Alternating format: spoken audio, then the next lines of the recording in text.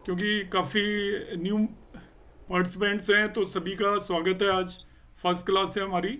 और KP astrology का जो आज हम सफ़र शुरू करेंगे, मुझे ऐसा यकीन है कि हम इसको थोड़ा इस तरीके से करेंगे कि जब हमारा कोर्स ख़त्म होगा तो हम सब लोग प्रेडिक्शन दे पाएंगे, ऐसा मुझे बिलीव है। कि हम इसको ऐसे नहीं लेके चलेंगे कि आपने एक कोर्स कर लिया बस और हमें प्रैक्टिकली कुछ एंड में आता ना हो। इस कोर्स में मुझे उम्मीद है कि हम जिस भी पड़ाव को पार करेंगे तो सब लोग उसको सीख पाएंगे। और जिन्हें भी किसी भी तरीके की डिफ़िकल्टी यदि कहीं आती है तो वो मुझे पर्सनली भी मैसेज कर सकते हैं, उसमें कोई भी प्रॉब्लम नहीं है। और इसको हम एक जो भी कंसेप्ट है इसके अंदर, उस कंसेप्ट को हम सब सीख पाएँ, इस तरीके की मेरी कोशिश रहेगी। और प्रैक्टिकल चार्ट्स पर लेकर ही मैं ज़्यादातर चीज़ों को बताऊंगा। इनिशियली मगर जो हमारा पार्ट होगा इसका कोर्स का, वो इनिशियल पार्ट बिल्कुल बेसिक है। क्योंकि इसको मैं बिल्कुल बिगनिंग से बताऊंगा, जिसको कुछ नहीं पता है उसे भी पता चल जाएगा। तो शुरू में ज़्यादातर लोगों को सब कुछ पता है तो वो थोड़ा बोर भी महसूस करेंगे कि ये इतनी छोटी छोटी चीज़ें क्यों बता रहा हूँ। मगर मैं सभी कुछ स्टार्टिंग से बिगनिंग से एक एक चीज़ बताऊंगा। तो वो आपका आप उसको रिवीजन मान लेना या जैसा भी समझें।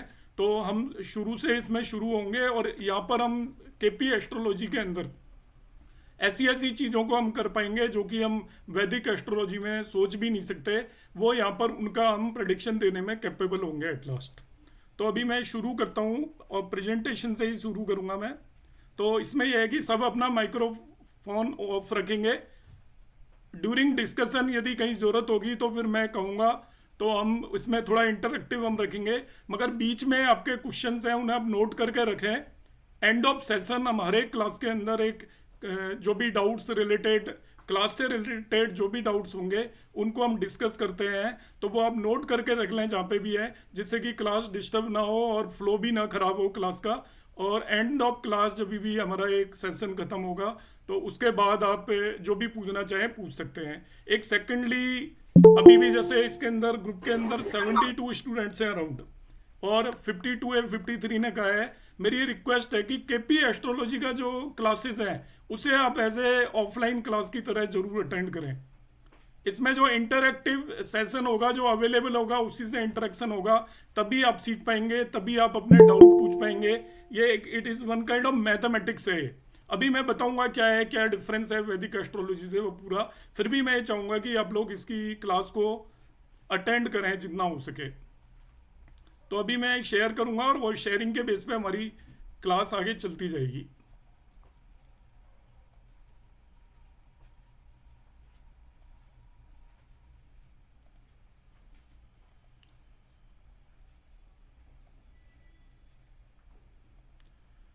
तो हम बिगिन करते हैं आज विद गणेश जी की आराधना के साथ। क्योंकि जो केपी एस्ट्रोलॉजी है, कृष्णमूर्ति एस्ट्रोलॉजी, कृष्णमूर्ति जी ने जब ये एस्ट्रोलॉजी बनाई थी तो उनमें जो भी एक सबलॉर्ड थ्योरी इसके अंदर आती है वो गणेश जी की देन थी। उनको एज पर हिम उन्होंने बताया था कि उन्हीं की प्रेरणा से वो इस थ्योरी तक पहुंच पाए। तो गणेश जी का मैं मंत्र से शुरुआत करूंगा। वक्रतुंड महाकाय, सूर्य कोटि संप्रभा, निर्विघ्न कुरमे देवे, सर्व कारेसु सर्वदा। क्योंकि हमारा नया कोर्स है और ये निर्विघ्न हमारा पूरा निकले और हम सब लोग उसमें कामयाब रहें, इस तरीके की मेरी इच्छा है और भगवान से आराधना है। ये कृष्णमूर्ति जी की जो पद्धति थी डेवलप करने से पहले मैं क्लास से रिलेटेड यहाँ पे डेकोरम की बात कर लेता हूँ। कि ऑलरेडी मैं बता चुका हूँ कि बीच में माइक्रोफोन हम सब लोग ऑफ रखेंगे। जो भी डाउट्स होंगे वो आप क्लास में भी पूछ सकते हो। ग्रुप के ऊपर एक अलग से ग्रुप में बनाऊंगा, उसमें डाउट भेज सकते हो, तो वो मैं क्लियर करने की कोशिश करूंगा। यदि किसी को कोई दिक्कत है तो वो प्रॉब्लम है तभी भी वो मेरे से अलग से भी इंडिविजुअली भी मैसेज करके कोई भी चीज़ पूछ सकता है। एक ये है कि हमारी जो क्लास होगी उसके अंदर जो डाउट्स हैं वो क्लास से रिलेटेड ही पूछे जाएं तो बेटर है। पिछली एक दो क्लास से रिलेटेड पूछे जाएं तो और भी बेटर है। अपने इंडिविजुअल चार्ट पर आप फोकस ना करें यदि सीखना है तो। अपने इंडिविजुअल चार्ट अपना आप लगाएं, इंडिविजुअली मेरे को कोई मैसेज करें वो ठीक है, मगर क्लास में इस वजह से आप सारा फोकस इस बात पे नहीं होना चाहिए कि हम अपने इंडिविजुअल क्लासेस या इंडिविजुअल चीज़ों पर ही लगे रहें कि भाई ये हमारी कुंडली के अंदर हमें एक पर्टिकुलर कॉम्बिनेशन दिख गया और हमारी सारी क्लासेस उसी पर फोकस्ड हों। तो इन चीज़ों से हम बचें। वो ऑलरेडी मैंने क्लास डेकोरम का PDF ग्रुप पर डाला हुआ है, तो वो आप उसे देख लें और थोड़ा सा फॉलो करेंगे तो अच्छा रहेगा। केपी एस्ट्रोलॉजी कोर्स में हम बेसिक और एडवांस सारी चीज़ें करेंगे यहाँ पर। तो इसमें बहुत सारी टर्म्स होती हैं, तो उसमें मैं ऑलरेडी PDF आपको प्रोवाइड करूँगा क्या क्या हम कोर्स इसके अंदर करने वाले हैं, कौन कौन से टॉपिक डिस्कस करने वाले हैं। जो भी केपी में ओरिजिनली जितने भी टॉपिक्स हैं वो सभी टॉपिक्स हम डिस्कस करेंगे, मगर जो बाद में सेल्फ क्रिएटेड टॉपिक हैं कि मैंने अपनी तरफ से कुछ बना लिया, वो मैं अवॉइड करता हूँ, क्योंकि जो ये क्लासिक्स हैं, शास्त्र हैं, और इसको शास्त्र के हिसाब से ही पढ़ना चाहिए। कोई भी इंडिविजुअल ने जो कंपोजिशंस अपने बना रखे हैं और वो कहीं पढ़ाते हैं, तो वो मैं यहाँ पर नहीं कराऊंगा। जो केपी एस्ट्रोलॉजी की जो जितनी भी मेन चीज़ें हैं वो सब हम यहाँ पर डिस्कस करेंगे। नो, सबसे पहले बेसिक का हमारा क्वेश्चन राइज होता है, व्हाट इज एस्ट्रोलॉजी। तो शास्त्रों में ज्योतिष को डिफाइन किया हुआ है, ज्योतिष सूर्यादि ग्रहणाम बोधक शास्त्रम, अर्थात कि आपका ज्योतिष का मतलब है कि हम इसमें एक्सप्लेन करते हैं प्लेनेटरी मोशन, ग्रहों की गति को, उनकी पोजीशन को समय के साथ किस तरीके से बदलती है वो, और हमारे ऊपर वो किस तरीके का असर डालती है। इसी को ज्योतिष शास्त्र बोलते हैं। कि जो ब्रह्मांड के अंदर जितने भी प्लेनेट या ग्रह घूम रहे हैं, वो ब्रह्मांड के अंदर हमारी एक पर्टिकुलर पर्सन के ऊपर उनकी गति का हमारी जिंदगी में टाइम के साथ किस तरीके का असर होता है, उसको उसके अध्ययन को ही हम ज्योतिष बोलते हैं। तो यहाँ पर जो भी है वो ग्रहों की गति पर बेस्ड है। हमारी जिंदगी में जो भी घटनाएं होती हैं, यदि हम ज्योतिष को मानते हैं, तो वो सभी की सभी घटनाएं हैं। जो ग्रह मूव करते रहते हैं लगातार, और उन्हीं ग्रहों के मोशन की वजह से ही घटनाएं होती हैं हमारी लाइफ में, जिसे हम ट्रांजिट या गोचर बोलते हैं। एस्ट्रोलॉजी के मेनली 4 पिलर्स हैं जिनका उपयोग हम केपी एस्ट्रोलॉजी के अंदर करेंगे। एक होते हैं नक्षत्र, जिन्हें हम स्टार भी बोलेंगे। यहाँ पर टर्मिनोलॉजी थोड़ा डिफर होती जाएगी केपी के अंदर। मैं अभी स्टार्टिंग में इन्हीं चीज़ों पर फोकस करूंगा कि सबको समझ में आए। नक्षत्र जिसे हम स्टार बोलते हैं। एक होती है राशि, जिसे हम साइंस भी बोलते हैं, तो मैं कभी उसे राशि बोलूंगा, कभी साइन बोलूंगा। ऐसे ही एक होते हैं भावाज, कुंडली के अंदर 12 भाव होते हैं कुंडली में, उन्हें हम हाउस भी बोलते हैं। और केपी एस्ट्रोलॉजी में उसे कस्प भी बोलेंगे। यदि कस्प कहीं बोले, हाउस कहीं बोले, भाव कहीं बोले, ये एक ही टर्म होगी। और चौथी चीज़ होती है प्लैनेट्स, क्योंकि जो एस्ट्रोलॉजी के 3 मेन कंपोनेंट जो हैं, एक स्ट्रक्चर बनी होती है जिसे हम कुंडली बोलते हैं। उस कुंडली के अंदर 12 भाव होते हैं। स्काई के अंदर, आकाश के अंदर 12 की 12 राशियां हैं, वो किसी न किसी भाव के अंदर हमेशा मौजूद होती हैं हर एक पर्सन के। और स्काई के अंदर 9 प्लैनेट्स रिवॉल्व कर रहे हैं। इन तीनों के कॉम्बिनेशन को समझना ही एस्ट्रोलॉजी है। हम जो भी प्रेडिक्शन देंगे, राशि, भाव और प्लैनेट के कॉम्बिनेशन को जो पर्सन आसानी से समझ जाए, वो एस्ट्रोलॉजर बन जाता है। तो इसी पर हम यहाँ पर वर्कआउट करेंगे आगे, जैसे जैसे आगे चलेंगे। क्योंकि हमारी क्लास केपी एस्ट्रोलॉजी की है, तो कृष्णा मूर्ति जी ने इसको बनाया था, बताया था, सभी लोगों के सामने लेकर आए थे।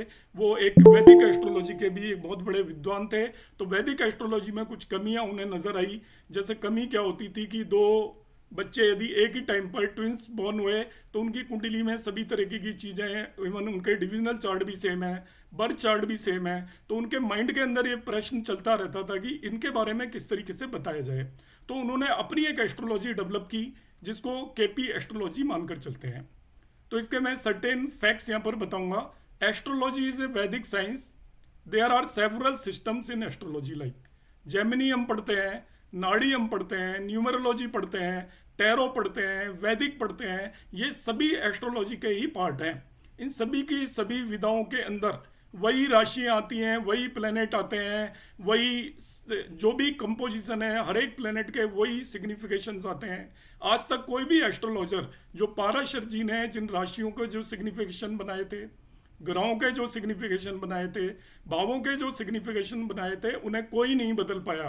चाहे वो केपी एस्ट्रोलॉजी हो या जेमिनी हो या नाड़ी हो, उन सभी चीज़ों के वही सिग्निफिकेशंस एप्लीकेबल हैं आज की डेट में भी। उसमें मॉडिफिकेशंस आए टाइम के साथ, मगर जो बेसिक कंसेप्ट था कि एक राशि के क्या कारकत्व होते हैं, एक प्लेनेट के क्या कारकत्व होते हैं, किसी भाव के क्या कारकत्व होते हैं, वो एज इट इज पाराशरी या वैदिक एस्ट्रोलॉजी से हैं। तो जितनी भी एस्ट्रोलॉजी की ब्रांचेज हैं समय के साथ खुली हैं, वो सभी की सभी ब्रांच वैदिक एस्ट्रोलॉजी के ही कंपोनेंट हैं, एक छोटे छोटे से हिस्से हैं, और वही हिस्सा हम जो पढ़ेंगे वो केपी एस्ट्रोलॉजी है।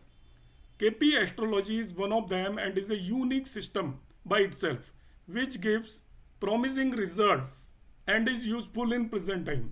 तो ये आपका एक प्रॉमिसिंग रिजल्ट देती है, बहुत एक्यूरेट रिजल्ट देने में कैपेबल है, और उसको हम प्रेजेंट टाइम में काफ़ी ज़्यादा यूजफुल है। केपी और कृष्णमूर्ति पद्धति is an excellent system of astrology predictions conceived and created by great Indian astrology master late professor के एस कृष्णमूर्ति। उन वो रहे थे 1908 से लेकर 1972 तक उनका लाइफ स्पेन था, तो उन्होंने ही इसको बनाया था। It is regarded as most accurate system, मतलब केपी से ज़्यादा एक्यूरेट कोई सिस्टम नहीं है। आपको खुद पता चलेगा कि हम इवेंट का सेकंड्स में टाइम निकालेंगे, हम इवेंट का प्रॉमिस 100% प्रॉमिस देने में कैपेबल होंगे। हम ये बता पाएंगे कि ये इवेंट होगा, ये इवेंट नहीं होगा, कब होगा, किस दिन होगा, किस टाइम पर होगा। छोटे छोटे इवेंट के बारे में भी हम बता पाएंगे, जिस पर मैं आगे डिटेल में बताऊंगा। Contrary to classical Hindu astrology, KP system is systematic and very well defined. जो आपका वैदिक एस्ट्रोलॉजी का सिस्टम है वो इतना एक्सपेंडेड है, इतना बड़ा है कि उस वैदिक एस्ट्रोलॉजी के सिस्टम के अंदर प्रेडिक्शन करना नेक्स्ट टू इम्पॉसिबल है।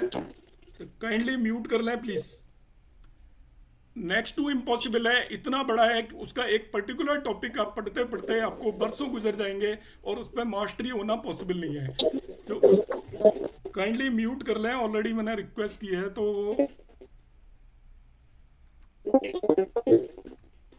अरुण चड्ढा जी म्यूट कर लीजिए, अरुण चंद्रा। हो गया, थैंक यू। नहीं हुआ भाई, म्यूट कर लीजिए प्लीज।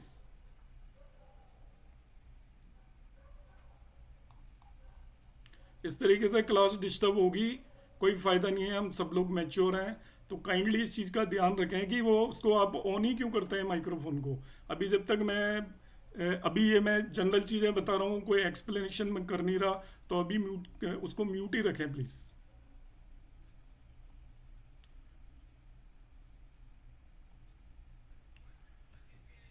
तो contrary to classical Hindu astrology, आप सभी लोगों में, ज़्यादातर लोगों ने वैदिक एस्ट्रोलॉजी पढ़ी हुई है, मैं बीच में पूछूंगा भी। तो वैदिक एस्ट्रोलॉजी का सबको आइडिया है, और वैदिक एस्ट्रोलॉजी की सबसे बड़ी प्रॉब्लम यह है वो बहुत ज़्यादा एक्यूरेट है, बहुत ज़्यादा सटीक है, मगर वैदिक एस्ट्रोलॉजी में उस लेवल तक पहुंचने के लिए बरसों बरसों का टाइम चाहिए, और तभी भी हम उस लेवल तक पहुंच नहीं सकते। ये इतनी ज़्यादा सिस्टमेटिक है कि आज हम 13 सितंबर को शुरू हो रहे हैं, और 2024 में आप हर एक इवेंट की बिल्कुल एक्यूरेट प्रेडिक्शन दे पाओगे, ऐसा मुझे बिलीव है। इतनी ज़्यादा एक्यूरेट और मैथमेटिकल है कि आप इजीली किसी भी चीज़ को इसमें प्रेडिक्ट कर पाएंगे। Further, what is KP astrology का जो नेक्स्ट पार्ट है वो है KP system gives importance to constellations. यहाँ पे नक्षत्रों को इंपॉर्टेंस दी जाती है। कॉन्स्टलेशंस को हम स्टार्स भी बोलते हैं, उन्हें हम नक्षत्र भी बोलते हैं। So KP system gives importance to constellations, oblique stars, oblique nakshatras, divisions of the zodiac, which is obviously the most desired for precision. तो हम यहाँ पे क्या करेंगे, जो जोडिएक है आपका ऊपर स्काई के अंदर, उसको हम डिवाइड करेंगे नक्षत्रों में। जब केपी एस्ट्रोलॉजी में नक्षत्रों को सबसे ज़्यादा इंपॉर्टेंस दी जाती है। फर्दर केपी कृष्णमूर्ति जी ने क्या किया, जो नक्षत्रों तक तो वैदिक एस्ट्रोलॉजी में भी बात होती थी, मगर जो सवाल उठा कि एक ही समय पर यदि दो लोग बॉर्न हो गए, ट्विंस हैं, और या एक ही समय पे अलग अलग दो लोग बॉर्न हो रहे हैं, इतनी बड़ी दुनिया है, तो उनमें किस तरीके से अंतर करा जाएगा। तो कृष्णमूर्ति जी ने एक नक्षत्र को फर्दर 9 पार्ट्स में डिवाइड किया। एक नक्षत्र को 9 पार्ट्स में डिवाइड किया। जिसे नहीं समझ में आ रहा हो वो चिंता ना करे, मैं किस तरीके से डिवाइड करना है एक एक चीज बताऊंगा मैं इसमें, छोटी से छोटी। तो इसको 9 फर्दर पार्ट में डिवाइड किया।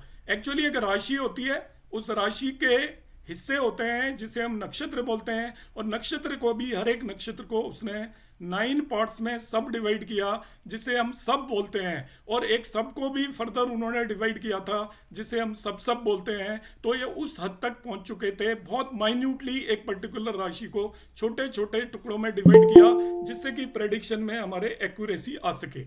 दी सब डिविजन्स आर नॉट इक्वल। जो एक नक्षत्र को जो वो 9 पार्ट में डिवाइड करेगा उन्हें सब डिविजन्स बोलेंगे, वो सभी इक्वल नहीं होते। जैसे एक आप जोडियक को जब हम राशियों में डिवाइड करते हैं तो सभी राशियां 30 डिग्री की होती हैं। हर एक राशि के अंदर नक्षत्र होते हैं, उनकी भी डिग्रीज फिक्स हैं। 13 डिग्री 20 मिनट्स का एक नक्षत्र होता है, तो आपके जोडियक के अंदर टोटल 27 नक्षत्र हैं। मगर जब नक्षत्र को 9 हिस्सों में डिवाइड करते हैं जिसे हम सब डिवीजन बोलते हैं, तो सब डिवीजन वो बराबर के नहीं होते। क्या होते हैं वो मैं लेटर ऑन बता दूंगा, ये जस्ट मैं इंट्रोडक्टरी वो बता रहा हूँ। इनमें हर एक टॉपिक पर हम डिटेल में डिस्कस करेंगे। द प्लेनेट इन इट्स दशा गिव रिजल्ट एज पर नक्षत्र Lord rather than planet itself. तो जो वैदिक एस्ट्रोलॉजी में हम ये मानते थे कि जिस भी प्लेनेट की दशा आती है, और ऐसा हम मानते हैं, तो उसी प्लेनेट के रिजल्ट मिलेंगे उस दशा के अंदर। मगर केपी एस्ट्रोलॉजी में हम ये मानकर चलते हैं कि वो प्लेनेट जिस भी नक्षत्र के अंदर है, तो वो प्लेनेट अपनी दशा में उस नक्षत्र लॉर्ड के रिजल्ट देगा। अब नक्षत्र लॉर्ड के किस तरीके से रिजल्ट देगा वो भी अभी मैं डिस्कस करूंगा। फर्दर इसके अंदर हम क्या करते हैं, देखिए डिफरेंस बिटवीन केपी एंड वैदिक एस्ट्रोलॉजी मैं ब्रीफ में अभी बता देता हूं, क्योंकि टर्म कॉम्प्लिकेटेड होंगी तो आपको लगेगा मैं क्या बताने लग गया। वैदिक और केपी एस्ट्रोलॉजी का जो सबसे बेसिक डिफरेंस है वो ये है कि वैदिक एस्ट्रोलॉजी में एक बर्थ चार्ट होता है जिसे हम जन्म कुंडली बोलते हैं, और साथ ही साथ बहुत सारे 16 तो मिनिमम डिविजनल चार्ट हैं या वर्ग कुंडलियां हैं। मगर इन प्रैक्टिस लोग 30 से 40 वर्ग चार्ट्स को यूज करते हैं, तो एक ओरिजिनल चार्ट देखना ही डिफिकल्ट है। इसके बाद हम डिविजनल चार्ट में चले जाते हैं। हर चीज के लिए एक अलग डिविजनल चार्ट बना हुआ है और उनको एनालाइज करना काफी ज्यादा डिफिकल्ट काम है। तो वैदिक एस्ट्रोलॉजी काफी स्कैटर्ड है, काफी फैली हुई है, और फैली हुई चीजों में से हमें रिजल्ट निकाल कर लाना क्वाइट डिफिकल्ट है। इसलिए केपी के अंदर क्या है, the KP technique on the other hand uses only a few tools that remain constant in every situation। तो यहाँ पर लिमिटेड टूल्स हैं, बहुत कम टूल्स हैं। आपको कोई बहुत ज़्यादा कॉम्बिनेशंस लर्न करने की ज़रूरत नहीं है। थोड़े बहुत मैथमेटिकल कंसेप्ट हम आपको बताएंगे, केवल भावों के बारे में आपको पता होना चाहिए, और बहुत ज़्यादा पता होने की ज़रूरत नहीं है, और उसी के बेस पर हम बिल्कुल सटीक यहाँ पर प्रेडिक्शन दे पाएंगे। फर्दर जो केपी और वैदिक एस्ट्रोलॉजी में जो दूसरा सबसे बड़ी डिफरेंस है, बाकी डिफरेंसेस की मैं लेटर ऑन बात करूंगा समझाने के बाद, कि वैदिक एस्ट्रोलॉजी में आप बहुत सारे प्रश्नों के जवाब नहीं दे सकते। जैसे कैसे प्रश्नों के जवाब नहीं दे सकते, कि कोई पर्सन आपसे आकर पूछता है कि मैं सपोज मुझे अभी जयपुर जाना है, मैं चला जाऊं क्या? तो वैदिक एस्ट्रोलॉजी से कोई तरीका नहीं है कि हम देखकर बताएं कि उसे जाना चाहिए या नहीं जाना चाहिए। मगर केपी एस्ट्रोलॉजी में आप बिल्कुल बता पाएंगे। आप चाहते हो कि आपका 2 कॉलेजेस में एडमिशन हो गया है, आपको किस कॉलेज के अंदर एडमिशन लेना चाहिए? तो वैदिक एस्ट्रोलॉजी इस मामले में कुछ भी आपको जवाब नहीं दे सकती, क्योंकि कुंडली से ऐसा कुछ पता नहीं चलेगा कि आपको किस कॉलेज के अंदर एडमिशन लेना चाहिए। मगर केपी एस्ट्रोलॉजी आपको बिल्कुल एक्यूरेटली बताएगी कि इस पर्टिकुलर कॉलेज के अंदर एडमिशन लेना चाहिए। वैदिक एस्ट्रोलॉजी आपको यह भी नहीं बता सकती कि एक पर्टिकुलर ट्रेन कितने बजे आएगी, मगर केपी एस्ट्रोलॉजी आपको यह बता पाएगी कि ये ट्रेन कहीं से चली है तो वो कितने बजे आएगी। वैदिक एस्ट्रोलॉजी आपको ये नहीं बता सकती कि आपके घर पे कोई लेटर आने वाला है, वो कितने बजे आएगा, किस डेट को आएगा।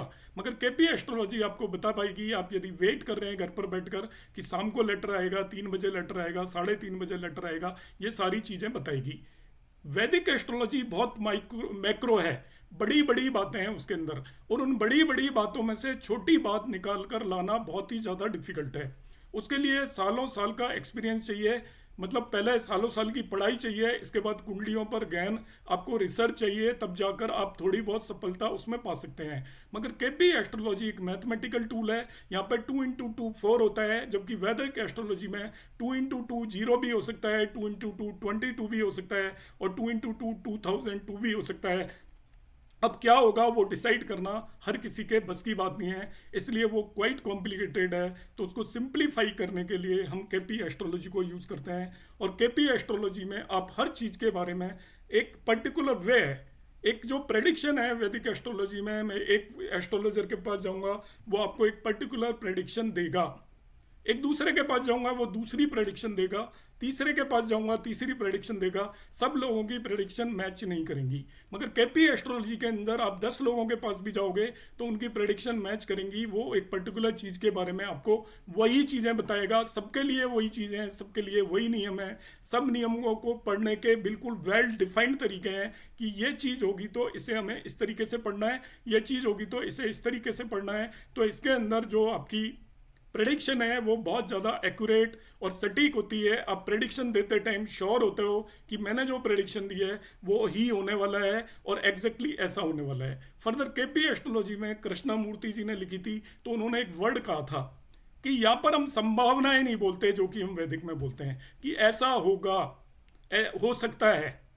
वैदिक एस्ट्रोलॉजी का जो हमारा कंसेप्ट होता है, जो हम किसी भी कोई भी हमारे पास कुंडली दिखाने आता है तो उसको हम बोलते हैं आपके साथ ये घटना हो सकती है, ये पॉसिबिलिटी है। मगर केपी एस्ट्रोलॉजी में आप या तो कहोगे होगा या नहीं होगा, बीच की स्थिति में नहीं रखोगे, तो ये मोर असर्टिव है, मोर रिजल्ट ओरिएंटेड है। तो ये केपी एस्ट्रोलॉजी के एडवांटेजेस हैं। अब हम बात करेंगे, क्योंकि मैं केपी एस्ट्रोलॉजी के एडवांटेजेस बता रहा हूँ, केपी एस्ट्रोलॉजी की हमारी क्लास है, तो जिस चीज़ के अंदर अभी हम जा रहे हैं तो उसके अंदर हमारा विश्वास पूरा होना चाहिए, कॉन्फिडेंस पूरा होना चाहिए, तभी हम सीखेंगे। फिर केपी एस्ट्रोलॉजी में एक दूसरी बात बता देता हूँ, ये आपकी डिवाइन पावर से ही आप सीख सकते हो। आपको मेंटली भी प्योर होना पड़ेगा, आत्मा से भी प्योर होना पड़ेगा, और आपको ईश्वर में ध्यान भी रखना पड़ेगा। केपी एस्ट्रोलॉजी में ईश्वरीय शक्ति का बहुत ज़्यादा बड़ा योगदान है। इसके अंदर हम एक टर्म यूज़ करेंगे रूलिंग प्लैनेट्स, और रूलिंग प्लैनेट्स का बहुत बड़ा हिस्सा है केपी एस्ट्रोलॉजी में। और वो रूलिंग प्लैनेट एक्चुअली देवीय शक्ति है जो हमारी प्रेडिक्शन के टाइम पर मदद करती है। और देवीय शक्ति किसकी मदद करेगी? जो मदद करने के लिए पात्र होगा, सुपात्र होगा उसकी ही मदद करेगी, उसकी ही प्रेडिक्शन सही जाएगी। मगर जो कुपात्र होगा उसकी कोई भी देवीय शक्ति कभी मदद नहीं करती।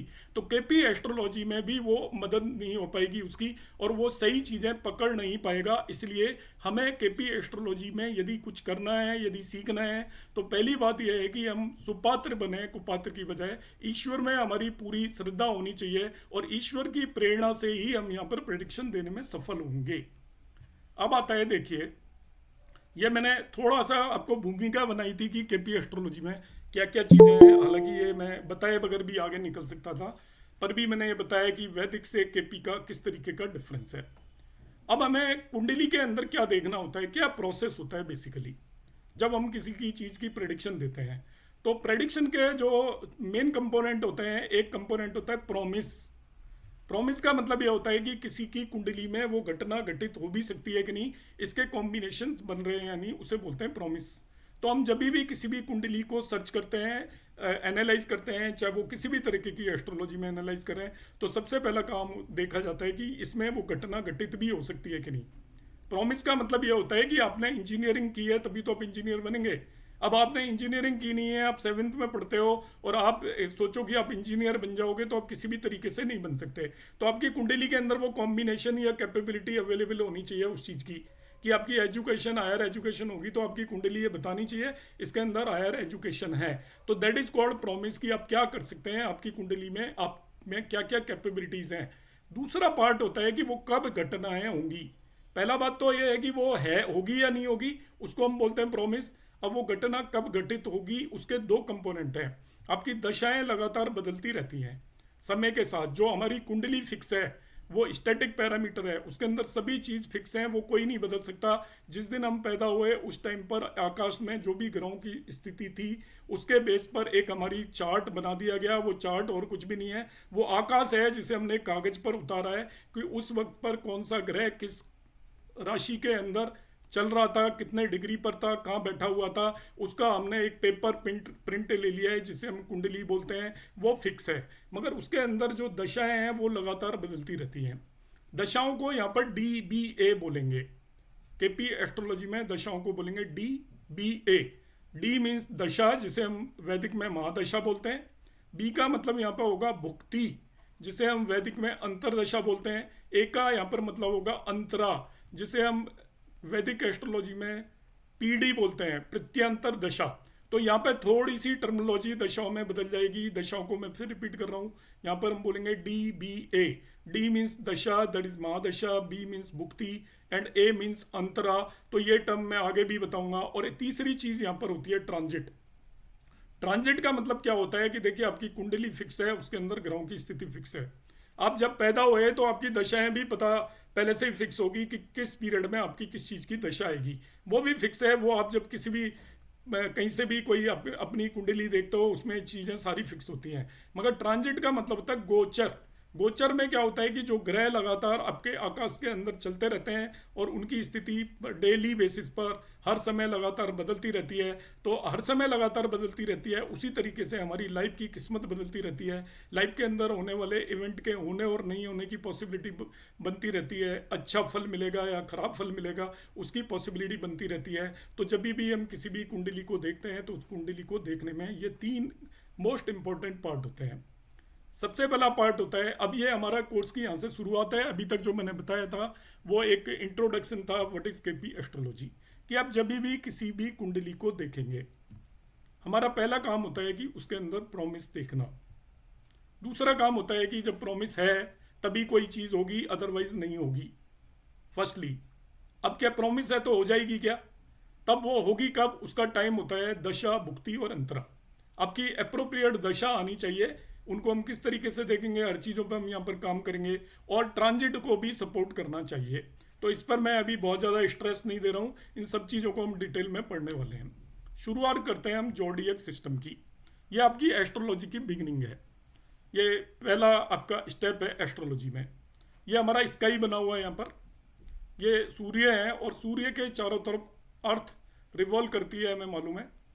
अर्थ के चारों तरफ चंद्रमा रिवॉल्व करता है। तो ये आपका सूर्य है। जो हमारी वैदिक एस्ट्रोलॉजी है या इंडियन एस्ट्रोलॉजी में ऐसा माना गया था कि अर्थ तो फिक्स है और अर्थ के अराउंड सभी ग्रह आपके रिवॉल्व करते हैं, जबकि एक्चुअल में हमें पता है कि सूर्य फिक्स है और उसके अराउंड ग्रह रिवॉल्व करते हैं। मगर हम इस तरीके से मानकर चलते हैं कि अर्थ को हम फिक्स मान के चलते हैं। इसको जियो सेंट्रिक सिस्टम बोलते हैं, जबकि एक्चुअल में सूर्य आपका फिक्स है, उसकी जगह फिक्स है, बाकी ग्रह उसके अराउंड रिवॉल्व करते हैं। उसको हम हेलियो सेंट्रिक बोलते हैं। मगर जो एस्ट्रोलॉजी है वो जियो सेंट्रिक है। उसके अंदर अर्थ को एक जगह पर स्टेशनरी माना गया है और सूर्य उसके अराउंड रिवॉल्व करता है। तो ये आपका सूर्य है और इसके अराउंड 9 डिग्री अबव दिस और 9 डिग्री नीचे। ये एक्चुअली एक ऐसा रीजन है, हाइपोथेटिकल रीजन है, कोई डिफाइंड नहीं है बाउंड्रीज। उस पर्टिकुलर रीजन के अंदर आपके सभी ग्रह रिवॉल्व करते हैं। जितने भी प्लेनेट हैं वो उस पर्टिकुलर रीजन के अंदर रिवॉल्व करते हैं। वो 9 डिग्री 18 डिग्री का एक पूरा रीजन है जिसको आप सर्कल भी बोल सकते हो। और उस पर्टिकुलर रीजन के अंदर वो 9 डिग्री इसके अबव है और 9 डिग्री बिलो है, मतलब नॉर्दर्न डायरेक्शन बोलते हैं इसको। और ये 9 डिग्री नीचे है, उसको हम साउदर्न डायरेक्शन बोलते हैं। इस पर्टिकुलर रीजन के अंदर आपके सभी ग्रह रिवॉल्व करते रहते हैं। यहाँ पर क्या है, ये जो रीजन है ये ऑलरेडी 12 पार्ट्स में डिवाइड किया हुआ है। 12 पार्ट्स में डिवाइड किया हुआ है। ये पूरा आपको पता है कि एक सर्कल 360 डिग्री का होता है। 360 डिग्री का एक पूरा रीजन है और वो 360 डिग्री के रीजन को 30 डिग्री के, यहाँ पे ये प्लेन है मगर ये एक्चुअली सर्कुलर या स्फेरिकल है, उसमें 30 डिग्री के 12 इक्वल पार्ट्स में डिवाइड कर रखा है। उसमें ये एक 30 डिग्री का पार्ट है पहला, फिर दूसरा 30 डिग्री का पार्ट है, तीसरा 30 डिग्री का पार्ट है। ऐसे वो 30 डिग्री के इक्वल पार्ट्स में डिवाइड किया हुआ है। जो पहला 30 डिग्री का पार्ट है इस रीजन के अंदर, उसमें एक राशि आती है जिसे हम बोलते हैं एरीज या मेष राशि। यहाँ से हम गणना शुरू करते हैं या काउंटिंग शुरू करते हैं। ये पॉइंट है 0 डिग्री। 0 से आगे बढ़ते जाएंगे और 30 डिग्री पर जब हम पहुंच जाएंगे तो एक राशि है जिसे हम बोलते हैं एरीज या मेष राशि। इसके बाद दूसरी राशि आती है 30 डिग्री से 60 डिग्री तक, वो आपकी टॉरस या वृषभ राशि है। फिर 60 से 90 डिग्री तक हमारी तीसरी राशि आती है जिसे हम जेमिनाइन या मिथुन बोलते हैं। 90 से 120 तक चौथी राशि आती है। स्काई के अंदर ये फिक्स है ऑलरेडी राशि। कैंसर है जो कि 120 डिग्री तक है। इसके बाद 120 से 150 तक आपकी सिंह राशि है, लियो जिसे बोलते हैं। 150 से 180 तक आपकी वर्गो राशि है जिसे कन्या बोलते हैं, 180 से 210 तक लिब्रा राशि है जिसे हम तुला भी बोलते हैं, एंड 210 से 240 तक स्कॉर्पियो या वृश्चिक राशि है, 240 से 270 तक सेजिटेरियस या धनु है, एंड 270 से 300 तक कैप्रिकॉन है, 300 टू 330 एक्वेरियस या कुंभ है, और उसके बाद आपकी पाइसेस है।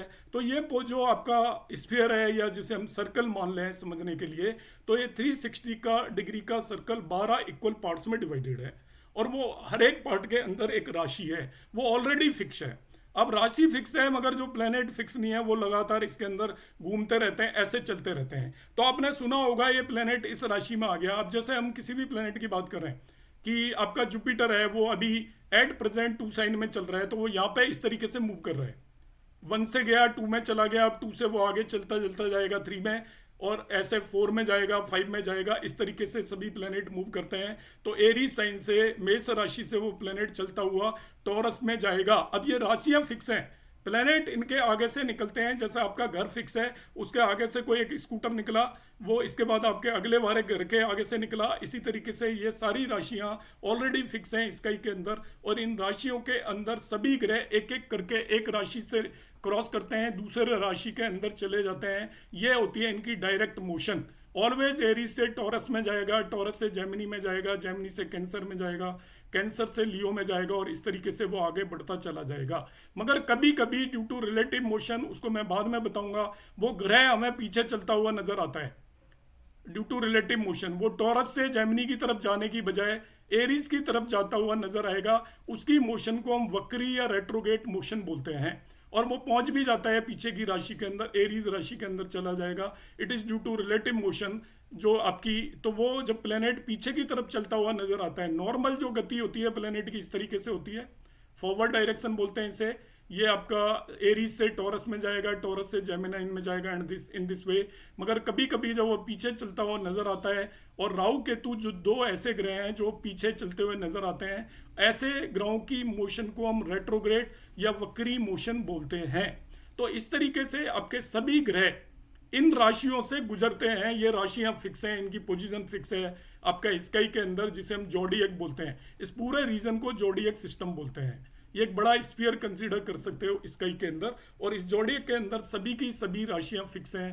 प्लेनेट एक एक करके राशियों को क्रॉस करते चले जाते हैं। और आप जो सुनते हो कि अब ये ग्रह जो आप राशिफल वगैरह जो देखते हैं या टीवी पर जिनके वो ज़्यादा देखे जाते हैं, वो इसी का खाते हैं। वो कि एक प्लेनेट आपका एरीज से टॉरस में चला गया तो वो तूफान मचा के रख देते हैं कि ये टॉरस के अंदर चला गया, अब तो पता नहीं क्या हो जाएगा। इन राशियों की किस्मत खुल रही है और इन राशियों की किस्मत बिगड़ रही है, वो सिंपली एक ग्रह के यहाँ से यहाँ पर जाने पर बताया जाता है। तो इस तरीके से जिसको हम ट्रांजिट या गोचर बोलते हैं, और ये जो भी राशिफल देने वाले होते हैं वो गोचर के बेस पर राशिफल देते हैं। तो इस तरीके से ये आपका ओवरऑल जोडिएक सिस्टम है। सो ये zodiac is in imaginary belt of about 9 degree north and 9 degrees south encircling the heavens within which all the planets have their movements। मतलब ये 9 डिग्री नॉर्थ डायरेक्शन और 9 डिग्री साउथ डायरेक्शन का एक particular reason है, उसके अंदर हमें जाना नहीं है। आपको केवल जो अंडरस्टैंडिंग यहाँ पर है वो ये होनी चाहिए कि ये राशियाँ फिक्स हैं और इनसे जो ग्रह एक राशि से दूसरी राशि में चले जाते हैं। अब जब हम बॉर्न होते हैं तो इसको पॉज कर देते हैं, जैसे आप इस वीडियो को पॉज कर दो, अभी ये पॉज है यहाँ पर। तो ये बॉर्न होते टाइम जैसे ही कोई पर्सन बॉर्न हुआ, यहाँ पर सूर्य बैठा है, यहाँ पर बुध बैठा है, यहाँ पर जुपिटर बैठा है, यहाँ पर मंगल बैठा है। अब ये सारा आपका इसका एक फोटो हम खींच लेंगे, कौन सा ग्रह कहाँ पर बैठा है, वो फोटो आपकी कुंडली बन गई। ग्रह ने चलना बंद नहीं किया, मगर एट दैट पर्टिकुलर मोमेंट सारे ग्रह जिस जिस जगह पर भी मौजूद थे उन ग्रहों को हम हमारी कुंडली के अंदर बिठा देते हैं। उस पर्टिकुलर चीज को हम जन्म कुंडली बोल देते हैं कि इस पर्सन की ये जन्म कुंडली है। मगर ग्रह लगातार चलते रहते हैं, उनकी पोजीशन लगातार बदलती रहती है। 10 मिनट के बाद कोई बॉर्न हुआ होगा तो ग्रहों की थोड़ी और पोजीशन बदल जाएगी, 2 दिन के बाद कोई बॉर्न हुआ तो ग्रह कहीं और किसी जगह पर चले जाएंगे। तो इस तरीके से हमारी जन्म कुंडली के अंदर जो ग्रह रखे होते हैं वो उसकी हमारे बर्थ के टाइम पर जिस राशि के अंदर जो ग्रह बैठा होता है उसको हम जन्म कुंडली के अंदर प्लेस करते हैं। डिवीजन ऑफ जोडियक इन 12 राशिज। अभी जैसे मैंने बताया था, जोडियक को आप एक पूरा स्फीयर कंसीडर करके चल सकते हो, और वो एक मैथमेट में इसको एक सर्कल मान लेते हैं। और सर्कल में इसको समझने के लिए मैं एक सर्किल बना देता हूँ। सर्किल में हमको मालूम है कि टोटल सर्किल के सेंटर पे 360 डिग्री या 360 डिग्री का एंगल बनता है सेंटर पे। इस तरीके से सेंटर पे यदि एंगल बनाया जाए तो वो टोटल 360 डिग्री का होता है। और उसको यदि ऐसी लाइनों से मैं 12 इक्वल पार्ट में डिवाइड कर दूं, 12 इक्वल पार्ट्स में, तो हर एक पार्ट 360 को 12 से डिवाइड करने पर 30 डिग्री का हो जाता है, और उस हर एक पार्ट को एक राशि बोल देते हैं हम। तो इस तरीके से जोडियक सर्कल है वो 12 इक्वल पार्ट्स में डिवाइडेड होता है, और हर एक इक्वल पार्ट की जो डिग्रीज होती हैं वो 30 डिग्री होती हैं ईच डिवीजन। और उस 30 डिग्री के डिवीजन को हम साइन और राशि बोल देते हैं। इंग्लिश में उसे हम साइन बोलते हैं और हिंदी में उसे राशि बोलते हैं। एस्ट्रोलॉजी में इंग्लिश और हिंदी की टर्म मिक्स चलती हैं, क्योंकि बेसिकली ये संस्कृत से आई हुई है। तो each rashi is designated one planet as its lord, जो मैं अभी बताऊंगा यहाँ पर। तो ये मैंने इसको फर्दर एक्सप्लेन किया हुआ है। ये आपका पूरा एक सर्कल बना हुआ है यहाँ पर 360 डिग्री का। इस सर्कल में मैंने क्या किया है, 30 डिग्री के आपके लाइंस बना रखी है। 30 डिग्री पर, ये 60 डिग्री पर, ये 90 डिग्री पर, ये 120 डिग्री पर, ये 150 डिग्री पर। अब क्या होगा, हम जब काउंटिंग शुरू करते हैं 0 डिग्री की, वो यहाँ से करते हैं, और 0 से 30 डिग्री तक एरीज साइन होता है, और ये यहाँ तक पहुँच जाता है तो इसको वन साइन भी बोलते हैं, ध्यान रखना है। इसके बाद नेक्स्ट 30 डिग्री में टॉरस आएगा, 30 से 60 डिग्री में। तो इसको अब समझने की ज़रूरत है जिन लोगों को लॉन्गिट्यूड देखना नहीं आता। जैसे यहाँ पे एक पर्टिकुलर कोई मैं लाइन बना देता हूँ 45 डिग्री पर। तो 45 डिग्री को हम क्या करते हैं, एक ये राशि क्रॉस कर चुका है 30 डिग्री की, और अगली राशि में वो 15 डिग्री आगे बढ़ा है। 45 डिग्री का मतलब यह है कि वो एरी साइन पूरी क्रॉस कर चुका है, और अगली राशि में वो 15 डिग्री आगे बढ़ा है। तो इसको हम वन साइन पास 15 डिग्री भी लिखते हैं।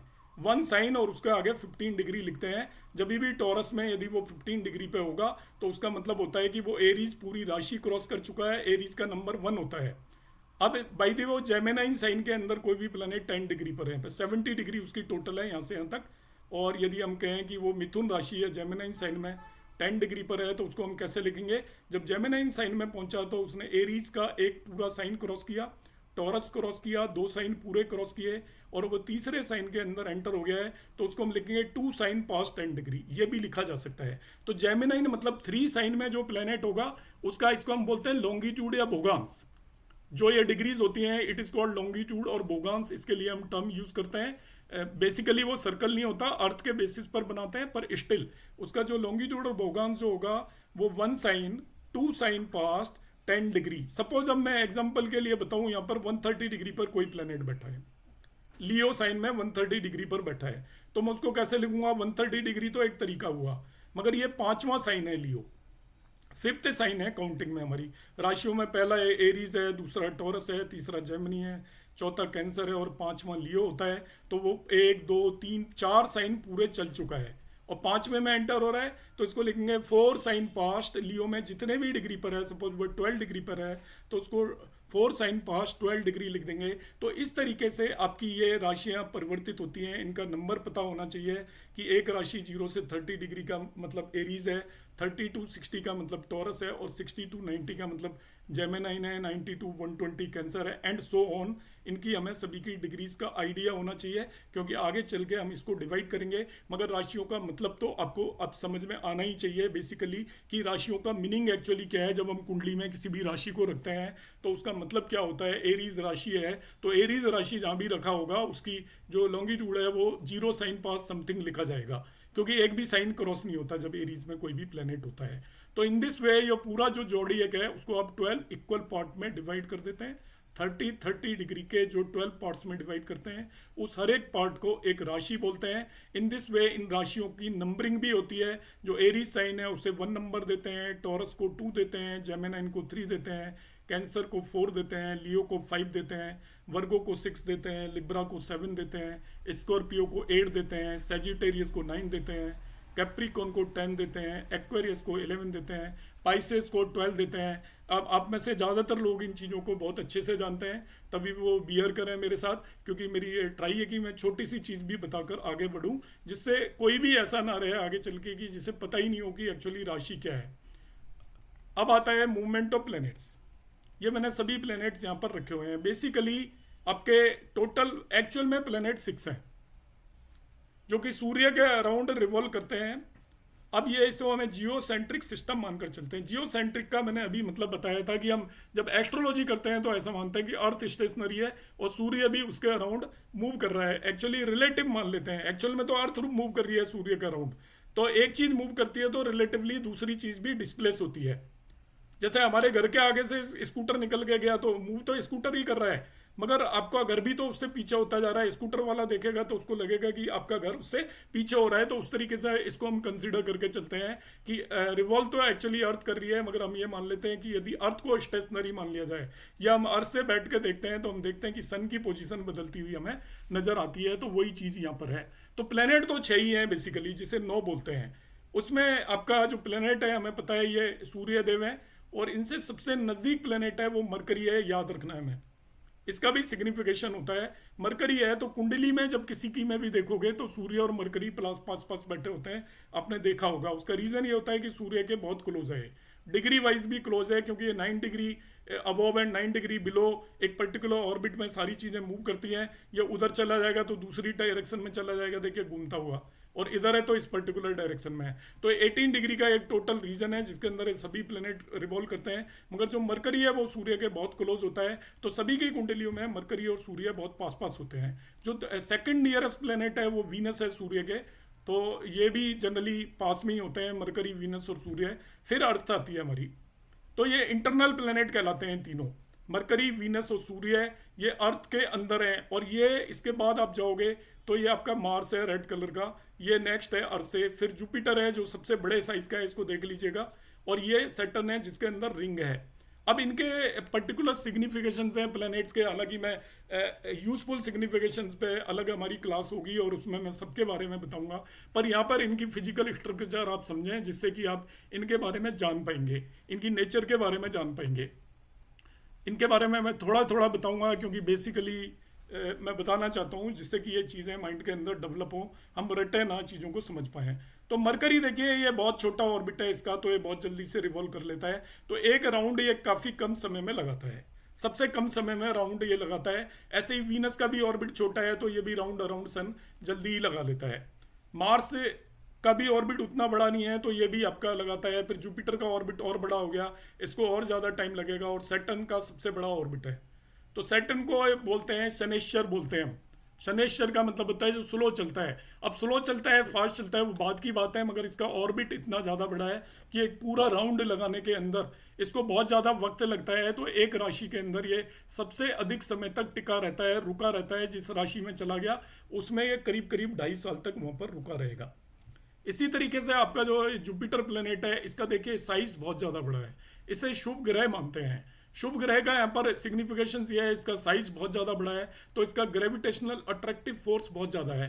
तो ग्रेविटेशनल अट्रैक्टिव फोर्स होने से क्या होगा, जो भी ऑब्जेक्ट अर्थ पर आकर अटैक करना चाहते हैं उन ऑब्जेक्ट्स को ये अर्थ पर नहीं आने देगा और अपनी तरफ अट्रैक्ट कर लेगा उन सभी को। तो ये अर्थ को एक तरीके से प्रोटेक्ट करता है फ्रॉम द जो भी आपके एस्टेरॉइड्स या जो भी पार्टिकल्स जाकर गिरते हैं, तो वो सारे के सारे पार्टिकल जुपिटर के ऊपर जाकर इकट्ठा हो जाते हैं और इस तरीके से इसका साइज लगातार बढ़ रहा है। तो लाइफ के अंदर इसको एक्सपेंशन का कारक भी मानकर चलते हैं। और सैटर्न क्योंकि स्लो मूव करता है तो इसको लाइफ के अंदर स्लोनेस का कारक भी मानते हैं कि सैटर्न का इन्फ्लुएंस होने पर चीज़ें स्लो डाउन हो जाती हैं। बाकी यहाँ पर ये प्लेनेट हमने बताए। इसके बाद हम क्या करेंगे, इनके स्पेसिफिक सिग्निफिकेशंस में आपको लेटर ऑन सब कराऊंगा एक एक करके। अब ये जो अर्थ है इसके अराउंड आपका एक, ये तो 6 ही प्लेनेट हुए। फिर 7वां जब हम मून है, क्योंकि वो अर्थ के बहुत नज़दीक है, वो आपका सैटेलाइट है, उसको भी हम एस्ट्रोलॉजी के अंदर प्लेनेट मानकर चलते हैं। तो ये टोटल 7 प्लेनेट तो ये हो गए।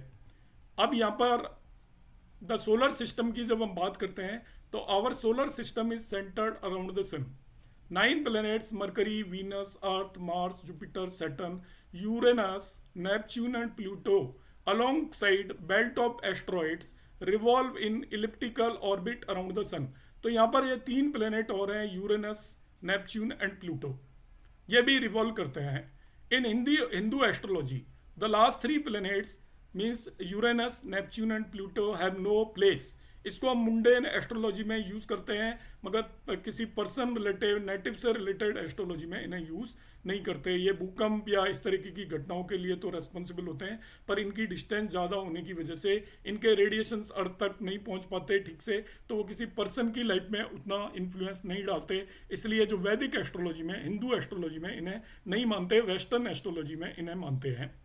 On the other hand, moon and two shadowy planets, Rahu and Ketu are treated as planets. अब राहु केतु बेसिकली कोई प्लैनेट नहीं है, ये बिंदु हैं दो जिन्हें हम छाया ग्रह भी बोलते हैं। तो एस्ट्रोलॉजी में इन्हें भी एक प्लैनेट की तरह हम ट्रीट करते हैं। तो राहु और केतु का क्या सिस्टम है? ये हमारा एक ऑर्बिट है जिसमें पाथ है जिसके अलोंग मून रिवॉल्व करता है, उसे मून का पाथ मान लीजिए, एप्लिप्टिक है ये आपका, और ये मून इस पाथ के अलोंग रिवॉल्व करता है। ये एक दूसरा पाथ है जिसके अंदर सन रिवॉल्व करता है। सन तो रिवॉल्व नहीं करता, वैसे तो अर्थ करती है, मगर मैंने बता दिया कि हम उसको मानकर चलते हैं कि ये सन रिवॉल्व करता है। ये दोनों का जो पाथ है एक्लिप्टिव, ये इन दो पॉइंट पर इंटरसेक्ट करता है। एक यहाँ पर इंटरसेक्ट करता है और एक यहाँ पर इंटरसेक्ट करता है। तो अर्थ और सन और मून का पाथ जिन दो पॉइंट पर इंटरसेक्ट करता है, एक नॉर्दर्न डायरेक्शन में इंटरसेक्ट करता है, ये नॉर्दर्न पार्ट ऑफ हेमिस्फीयर है, ये सदर्न पार्ट है। तो जो नॉर्दर्न डायरेक्शन में इंटरसेक्ट करता है उसको हम नॉर्दर्न नोड बोलते हैं, और नॉर्दर्न नोड को ही केपी एस्ट्रोलॉजी में राहु की जगह नॉर्दर्न नोड भी यूज़ किया जाता है। तो नॉर्दर्न पार्ट में जहाँ पर आपका लूनर पाथ मतलब मून का पाथ और सोलर पाथ इंटरसेक्ट जिस पॉइंट पर करते हैं उसे हम राहु कहते हैं। और इसी तरीके से सदर्न पार्ट में जब आपका ये दोनों जिस पॉइंट पर इंटरसेक्ट करते हैं उस पर्टिकुलर पॉइंट को हम केतु बोलते हैं, जिसे हम सदर्न नोड भी बोलते हैं। तो ये दो पॉइंट ऑफ इंटरसेक्शन है, ये कोई फिजिकल बॉडीज नहीं है, दीज आर ओनली पॉइंट्स जिन पर ये दो पाथ मीट करते हैं। तो उन पर्टिकुलर पॉइंट को भी वैदिक एस्ट्रोलॉजी में, अब क्योंकि ये पाथ लगातार मूव करता रहता है और इनका पॉइंट ऑफ इंटरसेक्शन बदलता रहता है, इसी तरीके से आपका क्या होता है कि ये राहु और केतु की मोशन भी आपकी मानी जाती है कि ये भी मूव कर रहे होते हैं, ये पॉइंट मूव कर रहे होते हैं। एक्चुअली ये कोई फिजिकल बॉडी नहीं है, और इनकी जो मोशन राहु और केतु की बाकी ग्रहों से अपोजिट होती है। ऑलवेज ये वक्री या रेट्रोग्रेड डायरेक्शन में मूव करते हैं। जैसा मैंने आपको बताया था पीछे, यदि बाकी ग्रह फॉरवर्ड डायरेक्शन में मूव करेंगे कि आपका जुपिटर यहाँ से यहाँ जाएगा, मगर राहु केतु ऑलवेज उल्टा मूव करेंगे। 11 ये 1 से 12 में आएंगे, 12 से 11 आएंगे, जिसको हम रेट्रोग्रेड मोशन मानकर चलते हैं। ये राहु केतु का आ गया। अब आ जाता है साइन एंड देयर लॉर्ड्स। तो सभी 12 राशियों का स्वामित्व किसी न किसी प्लेनेट के ऊपर दिया हुआ है। हर एक प्लेनेट पर आपकी कुछ ना कुछ राशियों का स्वामी होते हैं, वो लॉर्ड होते हैं उन राशियों के। इसमें राहु और केतु को किसी भी राशि का स्वामित्व नहीं दिया गया है, क्योंकि वो अपना आप में कोई प्लेनेट है ही नहीं, वो पॉइंट है, तो वो किसी भी साइन राशि के लॉर्ड नहीं है। ये 12 राशियां जो मैं अभी आपको बता कर आया हूँ वो की वही राशियां लिखी है मैंने। Aries, Taurus, Gemini, Cancer, Leo, Virgo, Libra, Scorpio, Sagittarius, Capricorn, Aquarius and Pisces, ये 12 राशियां हैं। ये उनके हिंदी नेम है मेष, वृषभ, मिथुन, कर्क, सिंह, कन्या, तुला, वृश्चिक, धनु, मकर, कुंभ, मीन। अब इन राशियों पर लॉर्डशिप है जो मैंने यहाँ पर अलग से बना रखी है कि जो सूर्य है सन, वो 5 साइन मतलब सिंह राशि या लियो साइन का लॉर्ड है। हमें इनका नंबर सबका याद होना चाहिए, जिसको याद नहीं है वो कर ले, मैंने यहाँ पे लिख दिया है। Sun is the lord of 5 sign. ऐसे ही मून भी एक ही राशि का लॉर्ड है 4 साइन का। कैंसर या कर्क राशि का स्वामी होता है मून। तो ये जो दो प्लेनेट हैं ये केवल एक एक राशि के स्वामी हैं। बाकी मार्स आपका 1 और 8 का स्वामी होता है, मरकरी 3 और 6 का स्वामी होता है, जुपिटर 9 और 12 का स्वामी है, वीनस 2 और 7 का स्वामी है, सैटर्न 10 और 11 का है। राहु और केतु पर हम कोई भी लॉर्डशिप मानकर नहीं चलते, मैं केपी के हिसाब से बता रहा हूँ। वन मोर थिंग, ये मैं यहाँ पे जो भी चीज़ बता रहा हूँ मैं केवल एक रिवीजन पॉइंट ऑफ व्यू से बता रहा हूँ। मैं ये मानकर चल रहा हूँ कि आप सब लोगों को ये चीज़ें आती हैं। तो अभी आपको किसी को भी ग्रुप में इनमें से किसी चीज़ में कोई डिफ़िकल्टी हो, वो मेरे को डायरेक्टली मैसेज करेगा, तो मैं फिर उससे डिस्कस कर लूँगा। वो यदि किसी को भी कोई भी डिफ़िकल्टी है तो मैं उसको या तो वीडियो भेज दूंगा या उनकी अलग से क्लास ले लूँगा। तो अभी मैं ये केवल रिवीजन के पर्पज़ से, तो थोड़ा फास्ट भी हो सकती है मेरी स्पीड, तो वो मैं ये एज्यूम करके चल रहा हूँ कि आप में से सभी को इतना बेसिक आता होगा। और इतना बेसिक आता है, तो उसमें मैं जल्दी जल्दी ये चीज़ें बता रहा हूँ। मगर किसी को कोई इसमें डिफ़िकल्टी हो, यदि उसको बिल्कुल भी आइडिया नहीं है, तो वो मुझे बताए, तो I will take extra class, या मैं अपने वीडियोस भेजकर उसको समझा दूंगा, इसके बाद क्लास ले लूँगा। इसलिए वरी ना हो यदि किसी को इसमें कोई डिफ़िकल्टी लग रही हो तो। अब यहाँ पर क्या होता है कि प्लैनेट्स का मैंने एस्पेक्ट भी लिया हुआ है। एक कुंडली के अंदर प्लैनेट एक दूसरे को एस्पेक्ट करते हैं, चलो मैं लेटर ऑन बताऊंगा। अब क्या है कि जो जोडिएक का जो अभी तक मैंने पढ़ाया वो मैंने बताया। जोडिएक डिवीजन, जोडिएक आपका साइन में डिवाइडेड है, इसके बाद वो आगे डिवाइड होगा, वो मैं यहाँ पर बताता हूँ। देखिए, जब हर एक राशि को फर्दर इस जोड़िए को नक्षत्रों में डिवाइड कर रखा है। अभी तक मैंने डिवीजन सिखाया था कि एक 360 डिग्री का जो रीजन है उसको 12 बराबर राशियों में डिवाइड कर रखा है, और 12 राशियों को हमने नेम दे दिए थे अलग अलग। अब जो केपी एस्ट्रोलॉजी बेसिकली नक्षत्रों पर बेस्ड है, तो ये इस पूरे जोड़िए को 360 डिग्री के रीजन को 27 नक्षत्रों में डिवाइड किया हुआ है। टोटल 27 नक्षत्रों में। यदि हम 360 डिग्री को 27 से डिवाइड करें, डिवाइड करके भी मैं आगे अभी बताऊंगा आपको, तो जो 360 डिग्री के रीजन को यदि मैं 27 से डिवाइड करूं, तो एक पर्टिकुलर रीजन जो आएगा उस पार्ट की वैल्यू आएगी 13 डिग्री 20 मिनट्स, और each part is called a star और ए नक्षत्र। तो जिस स्पीयर को पहले आप 12 इक्वल पार्ट में डिवाइड कर रहे थे, उसी स्पीयर को अब हम 27 इक्वल पार्ट्स में डिवाइड कर देंगे। 27 इक्वल पार्ट्स में डिवाइड करने पर हर एक पार्ट की जो वैल्यू आएगी, ये सभी को पता होनी चाहिए। यहाँ पर नक्षत्रों का काफ़ी यूज होने वाला है इसमें। तो हर एक पार्ट की वैल्यू होती है 13 डिग्री 20 मिनट। तो एक नक्षत्र यहाँ पर 13 डिग्री 20 मिनट्स का होता है। और नक्षत्र को यदि मैं केवल मिनट्स में ही कन्वर्ट कर लूँ तो वो 800 मिनट्स का होता है। कैसे कन्वर्ट करते हैं मैं कमिंग अभी नेक्स्ट स्लाइड्स में आपको बता दूंगा। तो अभी आपको ये याद रख के चलना है कि आपके पूरे जोड़िए के अंदर 12 राशियां थी, तो टोटल 27 नक्षत्र थे। हर एक राशि आपकी 30 डिग्री की थी, मैंने अभी आपको डायग्राम से भी एक्सप्लेन किया था। उसी तरीके से हर एक नक्षत्र आपका 13 डिग्री 20 मिनट या 800 मिनट्स का होता है। केवल डिग्रीज में लिखूंगा तो 13 डिग्री 20 मिनट्स, और उसको यदि मैं मिनट्स में लिखूंगा तो 800 मिनट्स का होता है। Each nakshatra is designated as one planet as a lord और ऑनर। अभी जैसे राशि थी 12, उनको आपने लॉर्ड दे रखे थे। यहाँ पे देखिए, मैंने राशियों को लॉर्ड दे रखे थे। 5 साइन का लॉर्ड सन है, 4 साइन का लॉर्ड मून है। तो हर एक राशि के राशि स्वामी थे ये। इन्हें हम लॉर्ड भी बोलते हैं, ऑनर भी बोलते हैं, राशि स्वामी भी बोलते हैं। उसी तरीके से आपके जो 27 नक्षत्र हैं, उन 27 नक्षत्रों के भी लॉर्ड होते हैं, जिनको मैं बताऊंगा। हमें पूरे के पूरे 27 नक्षत्र याद होने चाहिए, उनके लॉर्ड याद होने चाहिए। जिसे याद नहीं है वो याद कर ले। अब देखिए डिवीजन किस तरीके से हो रहा है। डिवीजन ऑफ जोडिएक इनटू 27 नक्षत्रास। ये वही जोडिएक है, ये वही सर्कल है। इस सर्कल को लिया मैंने, और इस सर्कल को मैंने 30 डिग्री के 12 पार्ट्स में डिवाइड कर दिया। तो पहला पार्ट है वो एरीज साइन था, दूसरा पार्ट टॉरस था, तीसरा पार्ट जेमिनाइन था, और इस तरीके से 12 राशियां हो गई। अब मैं जब इसको 27 पार्ट्स में डिवाइड करने की कोशिश करूंगा इक्वल, तो एक पार्ट के हिस्से में 13 डिग्री 20 मिनट आएगी। वन पार्ट के हिस्से में 13 डिग्री 20 मिनट आएगी, तो एक पार्ट हो गया। फिर दूसरा पार्ट आएगा, फिर 13 डिग्री 20 मिनट्स का। दोनों को ऐड कर लूंगा तो 26 डिग्री 40 मिनट हो गया यहाँ पर। तो 13 डिग्री 20 मिनट का मतलब पहला नक्षत्र खत्म हो गया। फिर नेक्स्ट 13 डिग्री 20 मिनट पर दूसरा नक्षत्र खत्म हो गया, और आपका 26 डिग्री 40 मिनट हम यहाँ पे पहुंच चुके हैं। मगर ये राशि केवल 30 डिग्री की है।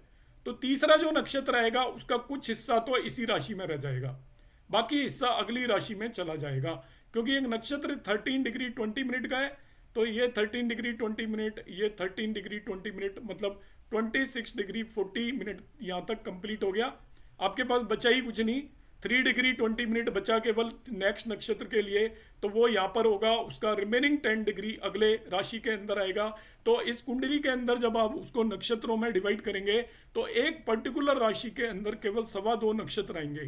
2 पूरे नक्षत्र, एक 1/4 नक्षत्र। तो एक पर्टिकुलर राशि के अंदर 2.25 नक्षत्र आएंगे। इसी तरीके से अगली राशि में भी 2.25 नक्षत्र आएंगे। उससे होगा क्या कि एक ही नक्षत्र एक से ज्यादा राशियों में आपको देखने के लिए मिलेगा। ये जो 13 डिग्री 20 मिनट का जो नक्षत्र होता है, इसको भी 4 इक्वल पार्ट्स में डिवाइड कर देते हैं।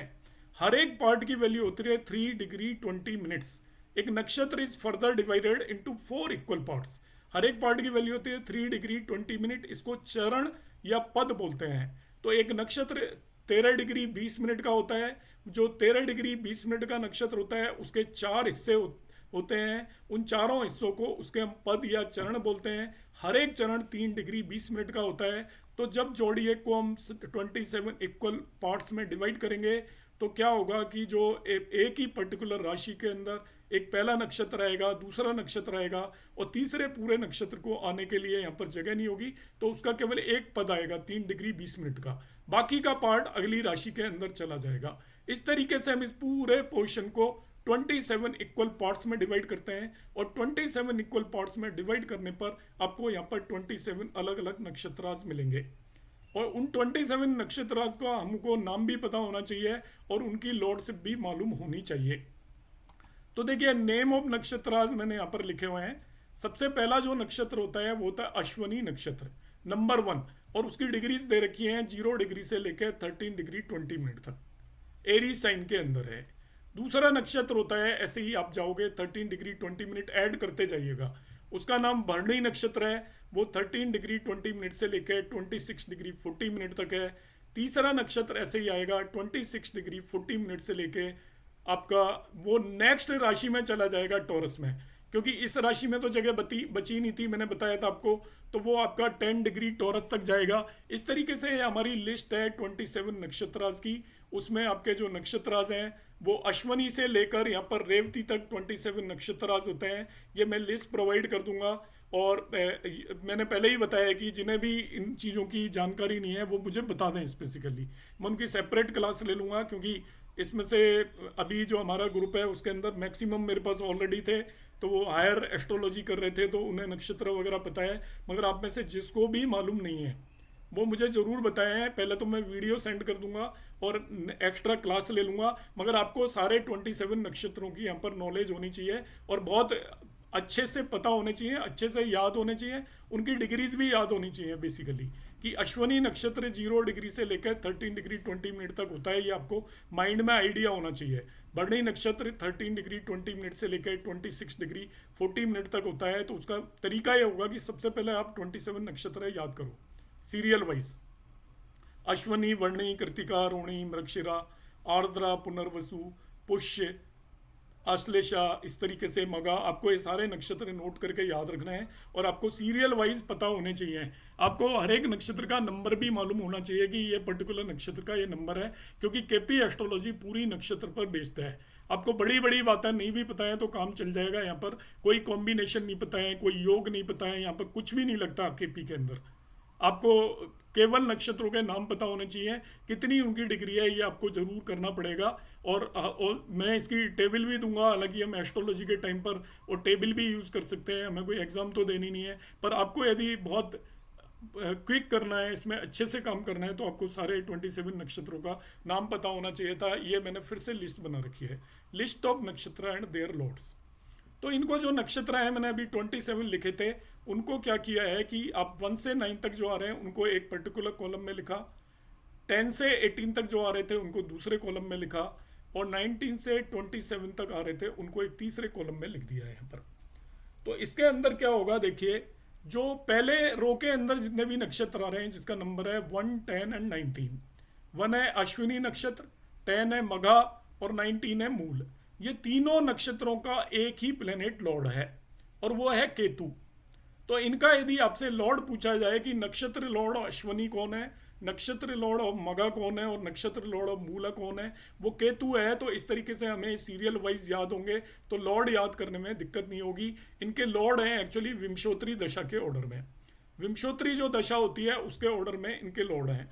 तो अश्वनी नक्षत्र है, मगा है, मूला है, इन तीनों के लॉर्ड केतु हैं। विंशोत्तरी दशा का ये ऑर्डर होता है कि जब भी विंशोत्तरी दशा आती है वो इसी ऑर्डर में आती है कि केतु की किसी की दशा चल रही है, तो केतु के बाद उसकी वीनस की दशा आएगी, वीनस के बाद उसकी सूर्य की दशा आएगी, सूर्य के बाद उसकी मून की दशा आएगी, मून के बाद उसकी मार्स की दशा आएगी, मार्स के बाद उसकी राहु की दशा आएगी, राहु के बाद उसकी जुपिटर की दशा आएगी, जुपिटर के बाद उसकी सैटर्न की महादशा आएगी, और सैटर्न के बाद मरकरी की महादशा आएगी। तो ये ऑर्डर याद करने में आपको कोई भी दिक्कत नहीं होने वाली है, क्योंकि महादशाओं का ऑर्डर हमें याद करना ही है। आता है तो ठीक है, जिसे नहीं आता है उसे भी याद करना है।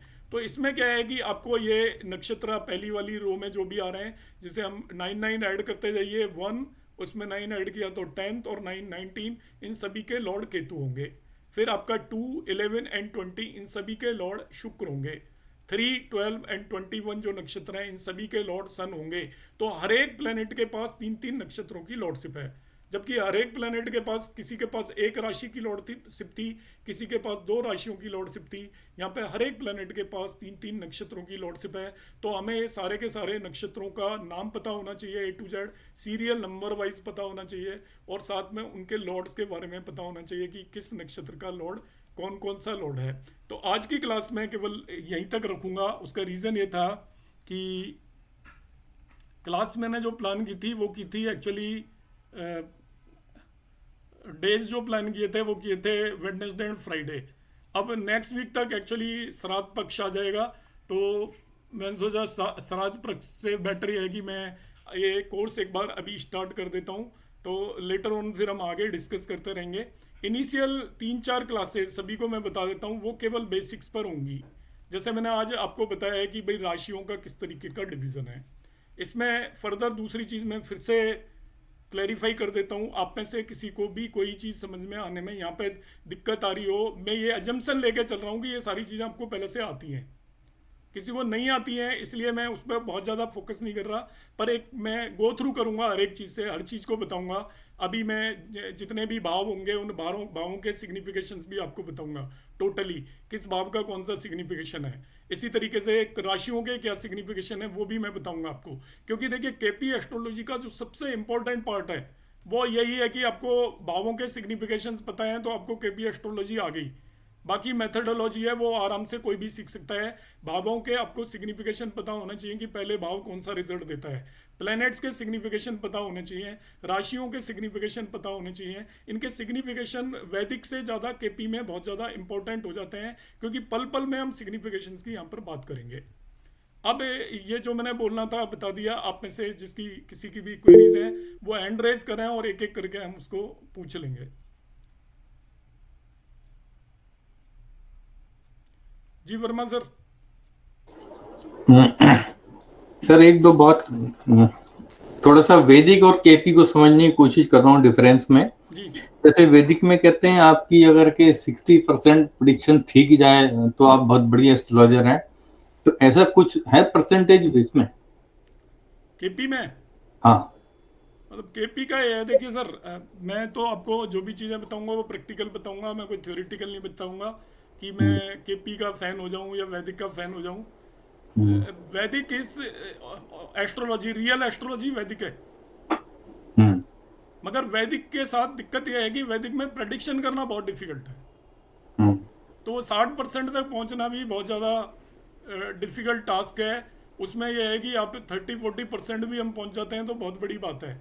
केपी के अंदर यह है कि वो प्रेडिक्शन आपकी कितनी एक्यूरेट जाती है वो एक सेकंड फैक्टर है, मगर आप जो बताओगे वो बिल्कुल एक तरीका है उसका, और वो बहुत एक्यूरेट बताओगे। आपको बताते टाइम पता होगा कि मैंने जो बताया है वो बिल्कुल 100% एक्यूरेट है। कि वैदिक के अंदर ये दिक्कत है कि हम किसी भी नेटिव को जो भी प्रेडिक्शन देते हैं हम खुद श्योर नहीं होते कि ऐसा इसके साथ होगा भी या नहीं होगा, या मैं पूरी चीज़ बता पा रहा हूँ कि नहीं, कुंडली में पूरी तरह देख पाया हूँ कि नहीं, मैंने जो फल बताए हैं वो मिलने वाले भी हैं या नहीं मिलने वाले हैं। जो एस्ट्रोलॉजर खुद डाउटफुल होता है, केपी में एस्ट्रोलॉजर डाउटफुल कभी नहीं होगा। उसको 100% पता होगा कि जो मैं बता रहा हूँ ये बिल्कुल मैं सही बता रहा हूँ उसे। Right sir. सेकंड इज जो वैदिक में जो योगा होते हैं हम्म। जन्म टाइम में दिख जाते हैं सारे योगा, बहुत सारे, वो केपी में भी हैं इस तरह के नहीं, कोई योगा? योग नहीं है इसमें, एक दो योग की बात करेंगे बस। बस। अच्छा। अच्छा, तीसरा सर सॉफ्टवेयर कौन सा लेंगे इसके लिए? Software sir KP star one आप ले लीजिए। हम्म, मोबाइल भी यूज़ कर सकते हैं केपी स्टार वन, कोई जिस पे लैपटॉप कंप्यूटर है वो ले ले। वो 1650 रुपीज़ का आता है 1 ईयर का, और वो ले हम्म। ही लेना चाहिए यदि एस्ट्रोलॉजी करनी है, तो वो काफ़ी यूज़फुल है और बहुत इजी टू हैंडल है। अच्छा अच्छा, ठीक है। और पास इवेंट भी दिख जाती है ना केपी में? सब कुछ दिखता है सर इसमें।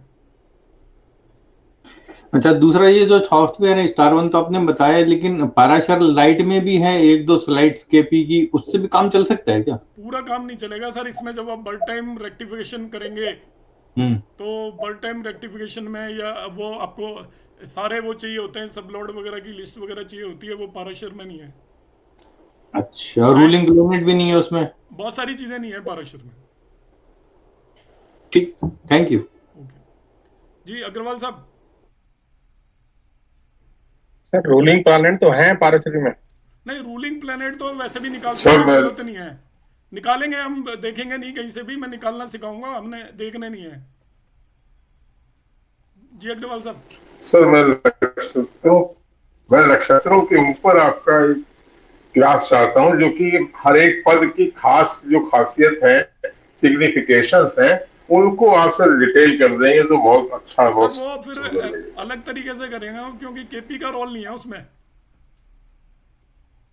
केपी में हम एक्चुअली ठीक है सर, नम जैसा हो उचित सर। सर केपी में हम नंबरों से खेलेंगे केवल। ठीक है, तो आप वीडियो दे दीजिएगा कोई आपका हो जिसमें नहीं, मैंने नक्षत्रों के बनाया नहीं है, पर ऊपर। मैं हम डिस्कस कर लेंगे उसको सर। पद वाइज हम कर लेंगे, पर केपी में हम ना ही तो प्लेनेट देखेंगे, ना ही हम नक्षत्र देखेंगे, उसका एक मैथमेटिकल टूल तक पहुंचने के लिए इन चीज़ों को देखेंगे। इसके बाद नंबर आएंगे, बस उन्हीं से हम पूरी केपी करेंगे। ओके सर, आपको ये नहीं देखना इस क्योंकि नक्षत्र मुझे का इसका क्या कतई सिग्निफिकेशन है, हमें ये देखना है इस प्लेनेट के साथ आगे कौन कौन से नंबर आ रहे हैं। उनके लिए नक्षत्रों को यूज करेंगे नंबर लाने के लिए। अच्छा, ठीक जी जी ठीक सर। जी। प्रिया मैम। ठीक ठीक, हाँ, नमस्ते सर। जैसा जी उचित सर, नमस्ते। जैसा सर मैं ये पूछ रही थी, हमारा ये दे जो रहा हूँ कोर्स है। आपको, खेल लीजिएगा। हाँ जी मैम पूछिए। हाँ सर, मैं ये पूछ रही थी, हमारा जो कोर्स है उसमें हम बीटीआर और प्रश्न कुंडली दोनों करेंगे। बीटीआर करेंगे, प्रश्न कुंडली भी करेंगे, हम 4 स्टेप थ्योरी भी करेंगे इसके अंदर, यस नो क्वेश्चंस का आंसर भी करेंगे। एक LSRD थ्योरी है जिसमें मल्टीपल चॉइस है, उसमें से कोई एक आपको चूज करके बतानी है, वो भी हम करेंगे। ये सारी अगर कोई चीजें। हमें ऑप्शंस दे रहा है हाँ, ऑप्शन दे रहा है कि भाई कि मैं मुझे मैथ्स के क्या लिए। सब्जेक्ट लेना चाहिए, मैथ्स ये वो चार करेक्ट। उसने हमें ऑप्शन दे दिए, तो हम्म। उसमें से कौन सा उसको करना चाहिए। जी जी जी जी, वो भी हम करेंगे सर इसमें। एक चीज मैं पूछ रही थी, जैसे कि सपोज केपी में शुक्र बहुत अच्छे नंबर्स हमें दे रहा है, जी। लेकिन वैदिक के हिसाब से शुक्र की दशा हमारी अकारक है, तो फिर हम नहीं, उसे कैसे फिर समझें? मिक्स नहीं करेंगे मैम। मिक्स नहीं आपने जो करेंगे। भी एस्ट्रोलॉजी करनी है, सबके कंसेप्ट अलग हैं, जब हम उसे मिक्स कर देते हैं तो फिर वो एक्चुअली आप जब वैदिक से देख रहे हो तो वैदिक से देख लो, कोई दिक्कत नहीं है। पर जब आप केपी से देख हम्म। रहे हो तो फिर वैदिक से तो मिक्स। फिर कंप्लीट केपी से हाँ, देखें वो हम। केपी से ही देखो, फिर ठीक। मिक्स करोगे तो आप कंफ्यूज होगे। और आप किन्हीं भी ठीक। दो एस्ट्रोलॉजीज को मिक्स कर दो, इसमें क्या होगा, केपी के अंदर ये मान के चलते हैं कि दैवीय शक्ति आपकी मदद करती है, ruling planet is nothing but blessings of the God, और उस पर ओके। बेस्ड है पूरी की पूरी। अब उसको आप वैदिक से लिंक नहीं कर सकते। ठीक है जी सर। जी जी। नेक्स्ट, एक मिनट।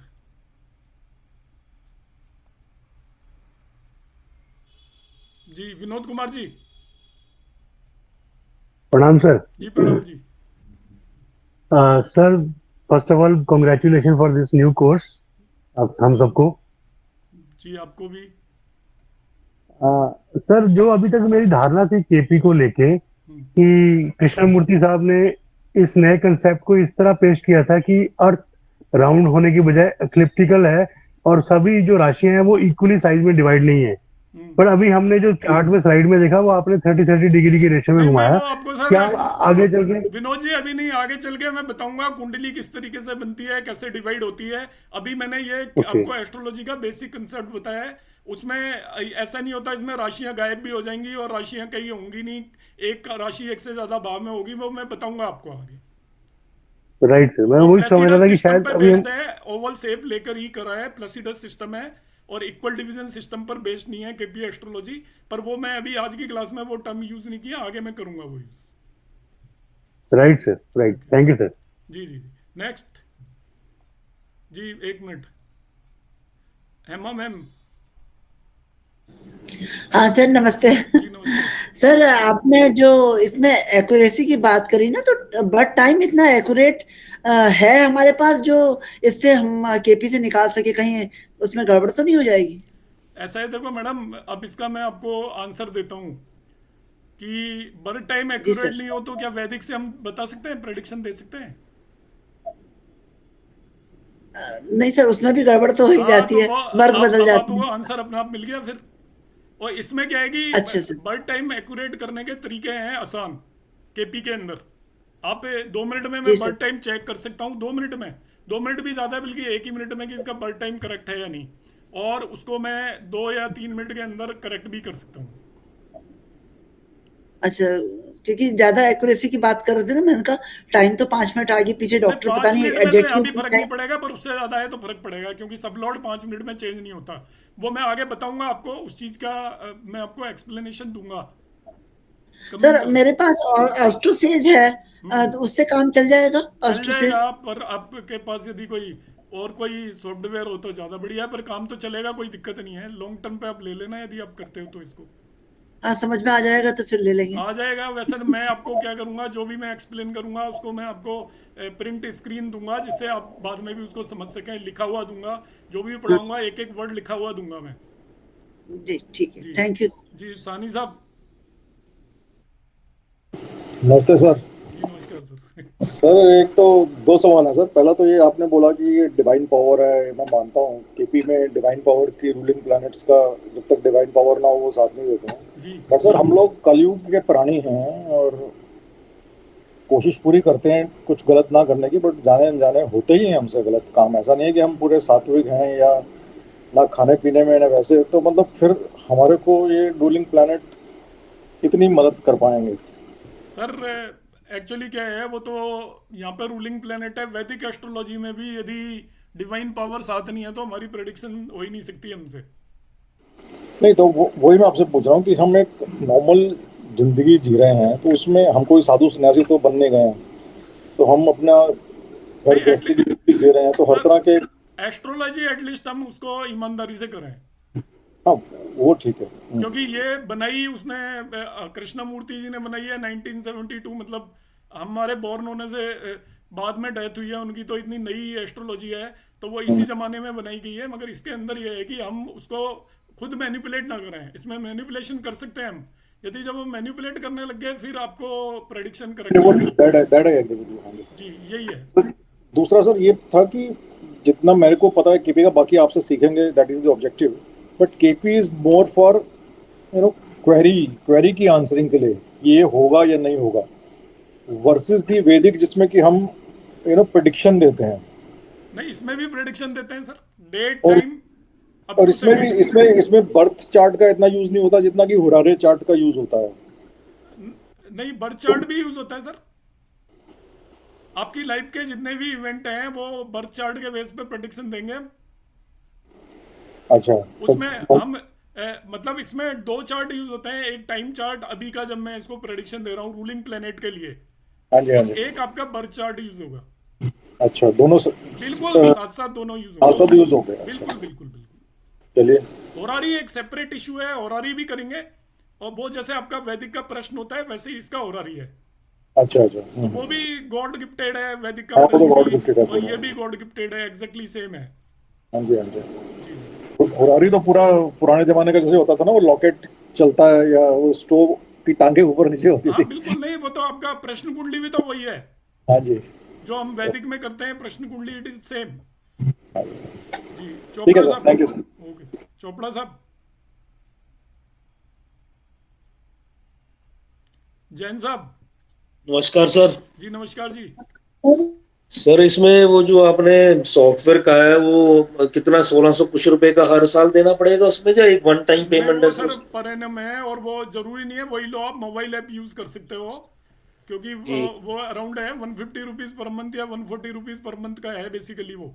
तो वो नहीं सर, मैंने 1600। अभी मैंने लिया है सर, अभी परसों ही लिया है मैंने। उसमें हाँ 1650 रुपये लिए हैं एक साल के लिए। हाँ, एक साल का आई वही थिंक बता रहा हूँ। 1650 for 1 year is very cheap for वो फ्रॉम दैट। आपका बहुत कंफर्टेबल है यूज करने में। मोबाइल भी यूज कर सकते हो, मोबाइल ऐप भी आते हैं, पेड मोबाइल ऐप भी हैं जिनमें मंथली चार्जेस हैं, आप जैसे मर्जी कर सकते हो सर। ठीक है सर। और दूसरा सर, ये जो रूलिंग प्लेनेट है, चलो it's too early to ask now, ये मतलब इट्स लाइक ए ट्रांजिट के लिए रूलिंग प्लेनेट, जैसे अभी प्रॉमिस में तो जैसे हो गया कि सर भी अभी वो, उस पे डिस्कस हम नहीं करें तो ठीक है, क्योंकि वो आ जाएगा कुछ दिन में। अभी मैं थोड़ा बहुत बताऊंगा, उससे कुछ फायदा नहीं होगा सर आपका। ठीक है सर, बस ठीक हाँ, है। तो अब कुछ दिन वेट करें, 4-5 दिन तो हमारी ऐसी चलेंगी क्लासेस। मैं इसके जी बेसिक जी चीज़ें बताऊंगा और उसके बाद फिर हम केपी एस्ट्रोलॉजी पे आएंगे, तब सारी चीज़ें ये आपकी अपियर होंगी। जी ठीक है सर। जैन साहब। प्रणाम सर। जी प्रणाम सर। सर मैं ये कह रहा था 27 जो नक्षत्र बताया आपने, जी। तो उसके लॉर्ड तो ठीक है, याद रह सकते हैं और याद है, बट वो नक्षत्र की कोई ऐसी वो सीरियल वाइज रह जाए, ऐसा कोई फॉर्मूला या कोई नहीं, वो इजी सर वे लर्न है? करने पड़ेंगे, कोई फॉर्मूला नहीं है। अच्छा, मतलब उसको आपको नहीं, रटना ही ये पड़ेगा एक तरह से। एक्चुअली फॉर्मूले से आपको वैसे नहीं पता लगेगा ना, आपको वो नक्षत्र का पता होना चाहिए, लॉर्ड भी। हमें वो यहाँ पे केपी एस्ट्रोलॉजी में नक्षत्र बहुत ज़्यादा इंपॉर्टेंट है, तो आपको ये भी पता चलना चाहिए कि मैंने मृगशिरा बोला तो उसका लॉर्ड ये है, तो आप उसे, मैं मंगल बता है। रहा हूँ याद करने का। हमारी नेक्स्ट क्लास कमिंग वेडनेसडे को है, तो आप 4-4 नक्षत्र रोज याद करो। वेडनेसडे को आप आओगे तो 27 नक्षत्र याद होंगे आपको। सवारी करने बस एक दिन में, एक ये सुबह हो एक गया ना, दोपहर एक शाम, एक सोते टाइम। 4 नक्षत्र डेली, ठीक है सर। 4 आज और 4 ओके। कल, 8 हो गए, 4 नहीं परसों नहीं 12 सर, हो गए। मुझे याद थे लेकिन मैं भूल गया। नहीं, ये बड़ा सिंपल तरीका है, ऐसे ही याद करते हैं इनको। 4 नक्षत्र रोज, जैसे डॉक्टर मेडिसिन देता है, एक सुबह एक दोपहर एक शाम, तो आप एक नक्षत्र याद करो, अश्विनी, सुबह सुबह। फिर आपको याद रहने लग जाएगा, इसका लड़के का नाम अश्वनी है, उसके लड़के का नाम ये है, इसकी बेटी का नाम कृतिका है, उसकी बेटी का नाम भरणी है, उसका नाम रोहिणी है। तो वो आपको धीरे धीरे अपना आप याद होने भी शुरू हो जाएंगे, लिंक हो जाएंगे। जी सर। Next sir. ठीक। सुदीप जी, सुदीप।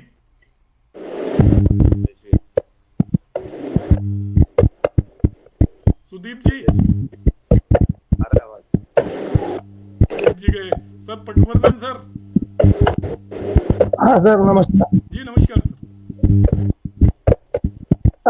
अपने खुद का कुछ प्रश्न हो तो अपन पूछ कर उसका आंसर ले सकते हैं क्या सर?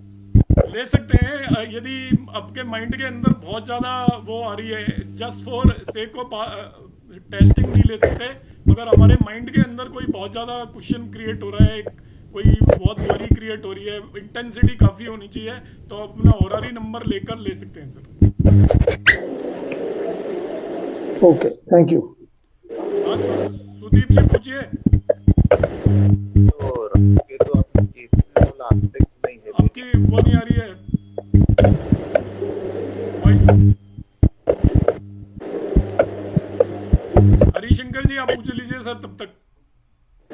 सर वो सॉफ्टवेयर का नाम पूछ रहा था मैं, वो केपी स्टार 1। KP star 1। जी, मैं लिंक वो भेज दूंगा, अभी ग्रुप पे लिख दूंगा मैं, किसी जी ने जी लेना हो जी। तो। Okay okay. और आप यदि वो कहेंगे तो आप स्टूडेंट लिख दोगे तो शायद वो कुछ डिस्काउंट भी दे देते हैं, देंगे नहीं अच्छा। देंगे लिख देना उन पे, क्या हो जाता है उसमें। वंदना मैम। नहीं सर, वो डिस्काउंट तभी देते हैं जब आप इंस्टीट्यूट के थ्रू आओ। अच्छा अच्छा। बट 1650 का डिस्काउंट देगा सर। हाँ चलो, वंदना मैम। हाँ जी, हाँ जी। मुझे ये पूछना है कि जैसे 27 नक्षत्र हैं, ऐसे क्या ये महीनों में भी बंटे होते हैं? नहीं, वो तो बांट सकते हो, पर ऐसा एग्जैक्टली नहीं बटे होते, तो आगे पीछे हो जाते हैं। मतलब नक्षत्रों के हिसाब से हम ये नहीं अंदाजा लगा सकते कि इसका बर्थ कब हुआ होगा? नक्षत्र तो एक्चुअली लगा सकते हो आप, राशि में चंद्रमा रहता है, पर कितनी सी देर को रहता है वो, एक दिन ही तो नक्षत्र होता है, महीने में बदल जाते हैं, हर महीने वही नक्षत्र आता है लौट के, तो मंथ कैसे पता चलेगा? ओके। एक्चुअली एक महीने के अंदर पूरे 27 नक्षत्रों में चंद्रमा चलता है। हाँ उसकी जी, हाँ रानी जी। है चंद्रमा की है 27 नक्षत्र, तो जी। वो एक एक रानी के पास एक दिन रहता है, तो 27 डेज के अंदर मंथ खत्म होता है, फिर अगले महीने फिर वही नक्षत्र आएंगे। तो और नक्षत्र में अलग अलग प्लैनेट अलग अलग टाइम पर होते हैं, तो इस तरीके का चंद्रमा देखते हैं, जब वो पूरा एक राउंड 27 नक्षत्रों में लगा लेता है तो वो उसको चंद्रमास बोलते हैं। ओके। सर इन नक्षत्रों के देवता भी हैं, वो भी फर्क डालते हैं क्या? हाँ है, वैसे नक्षत्र से रिलेटेड आप करोगे उस तो नक्षत्र का फर्क पड़ता है देवताओं का, पर यहाँ पे हम केपी में ऐसा कुछ डिस्कस नहीं करेंगे। अच्छा सर। हाँ सुदीप जी आप पूछ लीजिए। आ रहा है सर आवाज? हाँ बिल्कुल बिल्कुल। सर वो केपी में आस्पेक्ट्स नहीं है बोले राहु और केतु के, तो वैदिक में है ना 5, 7 और 9? नहीं, वैदिक में भी नहीं है। ओके जी राजपाल जी।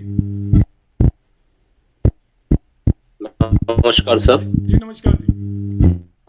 सर जो अर्थ को जियो सेंट्रिक मान के चलते हैं, तो जो आपने ये बेल्ट बताई है, इसकी कोई दूरी होती है कि कितनी दूर पे होता है 18 डिग्री की बेल्ट जो है, और इसकी विड्थ कितनी है, सर्कमफेरेंस कितनी है? वो डिस्टेंसेस हैं, सभी चीजें कैलकुलेटेड है। अच्छा, कोई फिगर्स हैं सर कुछ? सब फिगर्स अवेलेबल हैं। एक्चुअली वो मुझे याद नहीं है और बेसिकली मैंने देखा नहीं था क्योंकि जरूरत पड़ती नहीं है एस्ट्रोलॉजी में। सारे फिगर्स अवेलेबल हैं। जब मैथमेटिकल एस्ट्रोलॉजी पढ़ाते हैं तो हम बताते हैं कौन सा प्लेनेट किस स्पीड से चलता है, कितने दिन में। एक्चुअली मैं नॉलेज के लिए पूछ रहा था, पता कितनी दूर से ये इफेक्ट करते हैं जो स्टार्स जो हमें। सर वो चलो हम बाद में लर्न होने लायक डिस्टेंसेस नहीं है ना, बड़ी बड़ी डिस्टेंसेस हैं। बाकी सब चीजें हैं। एस्ट्रोनॉमिकल यूनिट्स में मैं बता दूंगा अराउंड 6.29 एस्ट्रोनॉमिकल यूनिट में आपका नियरेस्ट प्लेनेट है। तो 1 एस्ट्रोनॉमिकल यूनिट होती है 1.01 × 10⁻11 मीटर्स। तो सर मैं अलग से बात करूंगा आपसे। नहीं, मैं आपको भेज दूंगा सर कौन कितनी दूरी पर है, वो मैथमेटिकल एस्ट्रोलॉजी में सब है। Okay sir, thank you. जी जी जी। और किसी का कोई डाउट हो तो कोई भी नहीं है। अभी हम फिर कमिंग वेडनेसडे को मिलेंगे, और तब तक यदि किसी को कोई चीज़, राशि, ग्रह इससे रिलेटेड ना आता हो तो फिर वो मुझे बता देगा, और आता हो तो बहुत बढ़िया है, हमारा काफ़ी टाइम सेव हो जाएगा। मैं थोड़ा सब चीज़ों के थ्रू हम जल्दी निकलेंगे। जो जिन चीज़ों पर फोकस करना है उन चीज़ों पर हम ज़्यादा फोकस कर पाएंगे, क्योंकि ये पूरी क्लासेज मैं प्रैक्टिकली सॉफ्टवेयर पे लेके आपको समझाऊंगा। एक एक कॉम्बिनेशन जो हम देखेंगे, सिग्निफिकेशन क्या होते हैं, तो वो हम प्रैक्टिकली करेंगे। मैं आपसे पूछूंगा भी सबसे। तो कम्युनिकेटिव क्लास रहने वाली है ये। तो एंड करते हैं। सभी को नमस्कार। ठीक है, good night sir. Good night. नमस्कार सर। नमस्कार।